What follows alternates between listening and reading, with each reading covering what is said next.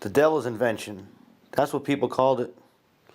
In Standard 6-6.2, we discussed the key figures and their contributions. Artists like Da Vinci, Michelangelo, or important men of the ever so important Church of Christianity like Martin Luther and John Calvin.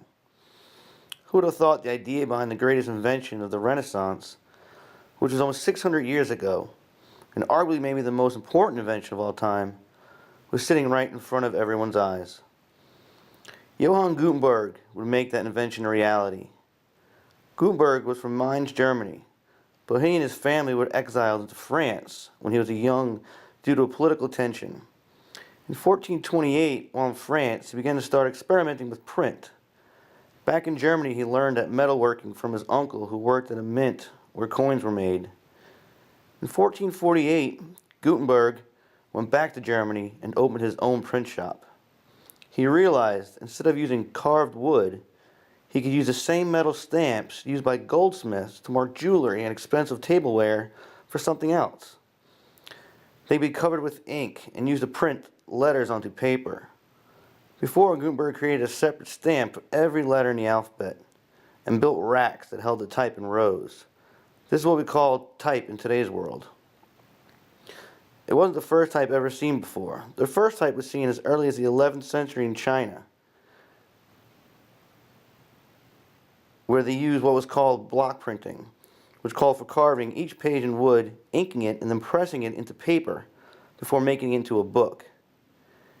These are called block books. They were in their own right innovative for their time, but it was a time-consuming process. And the wood blocks were only good a few dozen times before being ink-soaked and unreadable. Gutenberg and his assistants played around with different types of ink, but he found that ink made oil in the carbon powder left after burning oil, called lampblack, was best. It stuck to the letters of the type and paper better. By using technologies which already existed, Gutenberg was able to invent the first printing press with movable metal type, and this would be a game changer. The first thing printed would be the 42-line Bible, which became known as the Gutenberg Bible. So what's the big deal? We all need to understand that during the period of time after the Black Death, European cities were beginning to grow again, but many people could not read, but knew it would open up new doors to them if they could learn to. It would help them find jobs and give them the ability to read the Bible about saints and other holy people. Before this new printing press, it was by word of mouth and storytelling in which people learned. Gutenberg's new invention made copying faster, which meant people could get access to books faster and cheaper. And the same books could be printed identically hundreds of times. 50 years after the first book of Gutenberg's press was created, 200 cities in Europe had a press, and millions of books were printed. And he reached European colonies in America, India, and East Asia, which had an immediate effect on the literacy rate. People were quickly learning how to read due to the availability and lower cost of books, which were now produced much easier than before when they were scribed by hand. So many new types of inventions and technology were discovered during the Renaissance. Gunpowder, cannons, muskets, which had the ability to destroy things and blow holes in city walls.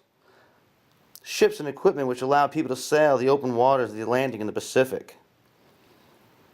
But besides all these, the printing press with movable metal type was a bigger breakthrough. Guillaume Fichet, the printer of the second book ever printed in France, wrote, "The gods of wine and grain are made divinities for having taught humanity the use of wine and bread. But Gutenberg's invention is one of higher and diviner order." Johann Gutenberg died in 1468 at the age of 73. In the end, Gutenberg's shop was destroyed and he was left broke when Archbishop Adolf II took over Mainz, Germany. Although he continued printing, not much is known of Gutenberg's other work since he never put his name on anything. He died with the title of Hoffman, or Gentleman of the Court, given to him by the Archbishop. He was provided with a salary and privileges for services rendered. It said he went blind in the last months of his life, but not too much more is known. He ended his life where he began it in Mainz, Germany, and he was buried at the Church of the Franciscan Covenant in Eltville, Germany.